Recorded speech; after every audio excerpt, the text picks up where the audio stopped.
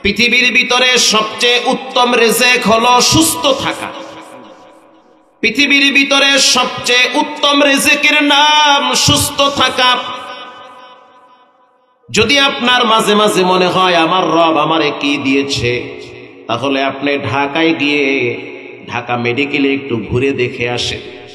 আপনার মতো অনেক মানুষকে রব্বুল আলামিন ব্লাড ক্যান্সার দিয়া বিছানায় ফালায়া রাখছে। আপনার মতো অনেক মানুষকে কিডনি ড্যামেজ করে রাস্তায় ফকিরের মতো শোয়া রাখছে। হ্যাঁ যুবক, শুনে নাও, তোমার মতো অসংখ্য যুবককে রব্বুল আলামিন পঙ্গু হসপিটালে হাত পাও ভেঙ্গে বারান্দায় শোয়া রাখছে। চিকিৎসার টাকাও ঠিক মতো ম্যানেজ করতে পারে না, চিকিৎসাও ভালো হয় না। আছে না না? গিয়ে দেখেন, তাহলেই মনে হবে আপনার রব আপনার কি দিছে। দুইটা হাত দিছে, পা দিয়েছে, চমৎকার দেহ দিয়েছে। এই নিয়ামত দেওয়ার মালিক কে? প্রিয় ভাইয়েরা আমার, এজন্য যেখানেই থাকেন, যে অবস্থায় থাকেন, শুকর আদায় করতে হবে একজনের। তিনি হলেন কে? আমি আপনাদের সামনে কোরআনুল কারীম থেকে সূরা নাজিয়াত থেকে 4টা আয়াত তেলাওয়াত করেছি। এই 4 আয়াতের উপরে কিছু আলোচনা করব। ধৈর্যের সহিত আমলের নিয়াইতে কথাগুলো শ্রবণ করার তৌফিক দান করুক, বলেন আমিন।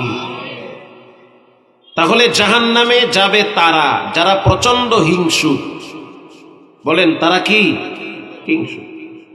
2 নম্বরে বদমেজাজি, কথায় কথায় রাগ করে। আজকেও যেমন দেখলাম কুমিল্লায় রিকশাওয়ালারে রাগ কইরা একটা ঘুষি মারছে। এক ঘুষিতে জায়গায় ডেট। বলেন ঘুষিটা কিল্লেগে মারলি তুই? মাইরা তুই বিপদ কিল্লেগে ডাইকে আনলি? এখন তো জেলখানায় নিয়ে পুলিশে বাটাম ফাটা দিবে। কথা কর না কা? এত রাগ কা? এত রাগ কিসের জন্য?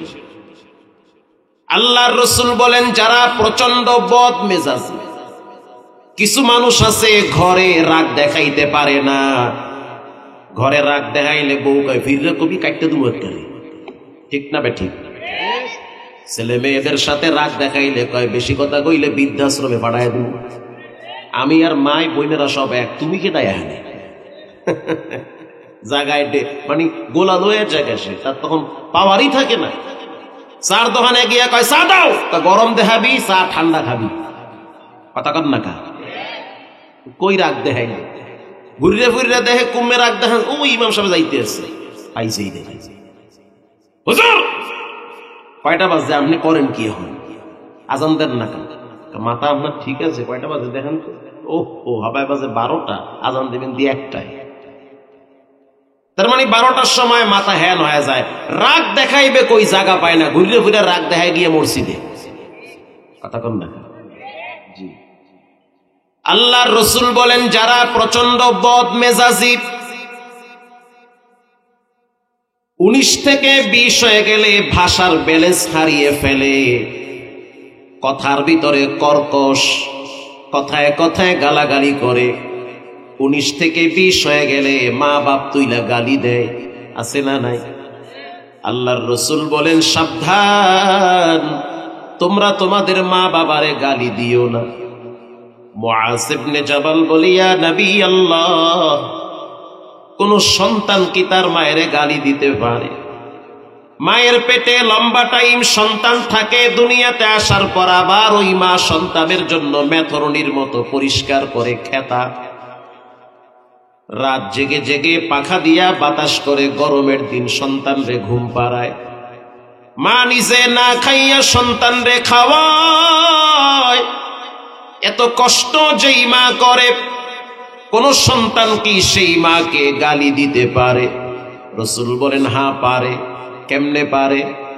বলে কেউ যখন কারো মা বাবাকে গালি দেয়, আর ওই ব্যক্তি যখন তাবার রিটার্ন সেই গালি ফিরাইয়া দেয়, সেই গালাগালি আবার ফিরাইয়া দেয়।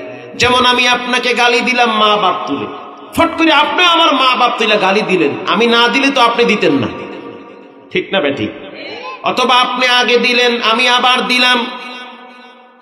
এজন্যই রাসূল বলেছেন যারা কথায় কথায় গালাগালি করে, যাদের ভাষার ব্যালেন্স ঠিক থাকে না, প্রচন্ড বদ মেজাজি, আল্লাহর রাসূল বলেন এমন কোয়ালিটির মানুষ হবে জাহান্নামী। 3 নম্বরে যারা অহংকারী, যারা কি অহংকার, আমি সব বুঝি, আমি সব জ্ঞানের মালিক, আমার জ্ঞানের সামনে তার জ্ঞান টিকবে না, আমার শিক্ষা আছে, যোগ্যতা আছে, সম্পদ আছে, সে আবার কে? ঠিক না বেঠি? সে আবার কে? মুই কি হনুরে?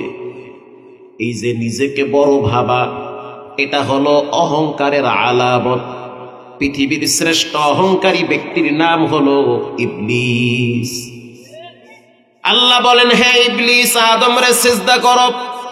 কে করবো? কেন করবো? আমি আদমকে কেন সিজদা করব? আল্লাহ বলেন, ইবলিস, আদমকে আমি প্রতিনিধি হিসাবে দুনিয়াতে পাঠাবো, সিজদা করো। এবার ইবলিস যুক্তি পেশ করলো, ক্বালা আনা খায়রুম মিন, আমি তো তার চেয়ে ভালো। কথায় কি আপনাদের মনোযোগ আছে? আমি তো তার চেয়ে ভালো। খালাকতানি মিন নারিন ওয়া খালাকতাহু মিন তিন।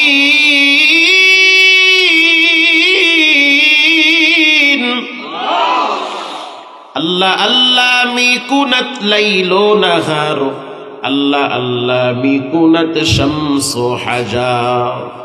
ভাইরা আমার, আল্লাহ যেটা জানে সেটা কি মানুষ জানে? জানে না। একটু পরে কি হবে এটা কেউ জানে? কখন কোথায় বৃষ্টি হবে কেউ জানে না। সিরাজগঞ্জের আকাশ মেঘাচ্ছন্ন, অথচ বৃষ্টি হয় বরিশালে। আজকে হইতেছে বরিশালে বৃষ্টি, একটু আগেও বরিশালে বৃষ্টি হইতেছিল। আবার ওখানে রৌদ আছে, এখানে বৃষ্টি, এখানে বৃষ্টি, ওখানে রৌদ। ভাবি এক জায়গায় বৃষ্টি হয় আর এক জায়গায়, তার মানে কখন কোথায় বৃষ্টি হবে কে জানে? আল্লাহ জানে। মায়ের পেটে বাচ্চা কালা না ধলা, লুলা না ঠিক আছে, ওইটা চেহারা কেমন, কথা কেমন, ক্যারেক্টার কেমন, পৃথিবীর কেউ জানে না। জানেন কে? আল্লাহ জানে। আল্লাহ রাব্বুল আলামিন বলেন সিজদা করো। কেন আমি করব না? কেন? তার চেয়ে ভালো আমি। দলিল কি বলে? আমি হলাম আগুনের তৈরি, আগুনের গতি হলো উপরের দিকে। আগুন যদি মাটিতে ধরানো হয়, বলেন আগুন কোথায় উড়ে? উপরে উড়ে। আর মাটির গতি হলো নিচের দিকে। মাটি যদি উপরে উঠানো হয়, অটোমেটিকলি মাটি নিচের দিকে পড়ে যায়। তাহলে আগুনের পাওয়ার বেশি, মাটির পাওয়ার কম। আমি কেন তার সামনে মাথা নত করব? আল্লাহ বলেন, আবা ওয়াস্তাকবারা ওয়া কানা মিনাল কাফিরিন। রব্বুল আলামিনের সিদ্ধান্ত হলো, যখন যেটা যা ইচ্ছা তাই আমি করব, কেউ কিন্তু বলতে পারবে না। পৃথিবীর সব ক্ষমতা রবের হাতে, এমনকি তার যখন যেটা ইচ্ছা হবে তখন সেটাই করবে। বান্দার কোনো যোগ্যতা নাই তার কথার উপরে ইশকাল করবে। আল্লাহুস সামাদ। এবার আল্লাহর রাসূল বলেন, আলা উখবিরুকুম বিআহলিল জান্নাহ, আমি কি বলবো জান্নাতে কারা যাবে? আল্লাহর রাসূল বলেন, জান্নাতে তারা যাবে যারা সহজ সরল দিলের অধিকারী হবে। সরল দিলের মানুষ নিজে ঠগে আর একজনরে ঠগায় না।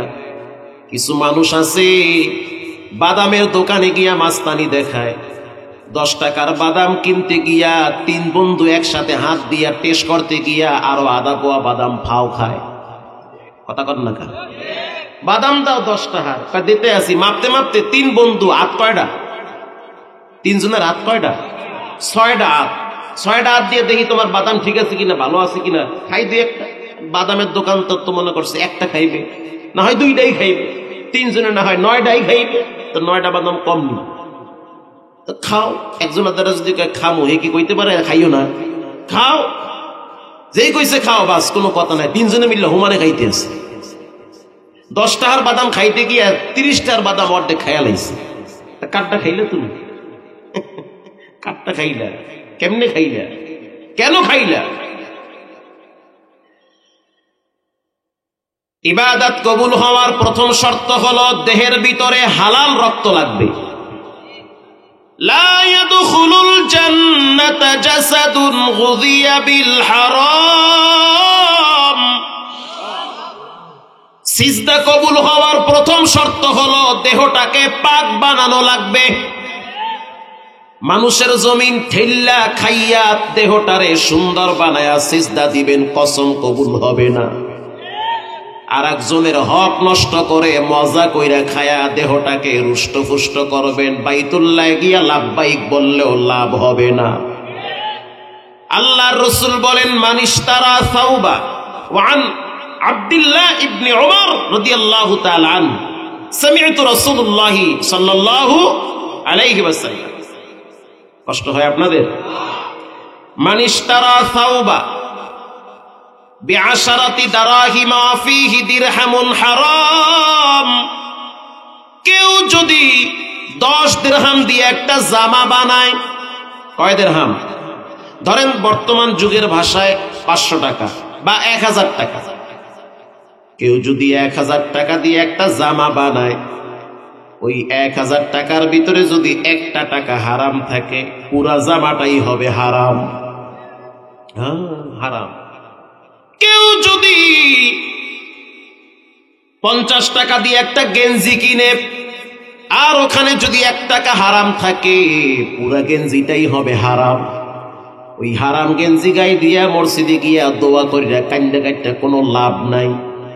এজন্য সিজদা কবুল হওয়ার প্রথম শর্ত হলো শরীর পাক, কাপড় পাক। যেই জায়গায় সিজদা দিবেন জায়গাও পাক লাগবে।